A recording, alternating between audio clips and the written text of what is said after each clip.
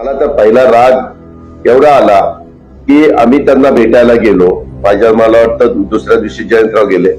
अस्थि विसर्जन तेपर्यंत झालेलं नव्हतं. मी ज्या दिवशी अंत्यविधी झाला त्या दिवशी जाऊ शकलो नाही. दुसऱ्या दिवशी माझा कुठेतरी कार्यक्रम होता म्हणून तिसऱ्या दिवशी गेलो. अस्थि विसर्जन झालेलं नव्हतं. काय आपण काय अगदी त्या निवडणुकीपासून निवडणूक नाही लागली तर जीव चाललेत काहीचे. काय जनाची नाही मनाची माणुसकीची काय सगळंच कुठं सोडलं का? तुमच्या आमच्या घरामध्ये जर अशा प्रकारची दुःखद घटना घडली तर माणूस 13-14 दिवस गप्प बसतो.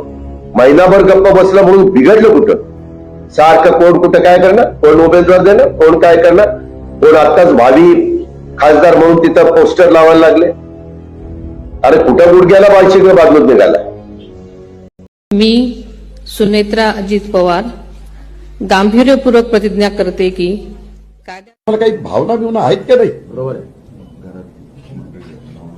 हे बरोबर नाही. काही उपयोग नाही रे. राजकारण लय वंगाळ आहे. आता काय सांगायचं. पण आता तुम्ही धंदा पाणी करा, मस्तपैकी राहा, मुलाबाळांना चांगलं शिकवा, निर्व्यसनी राहा. मी पुन्हा पुन्हा सांगतोय.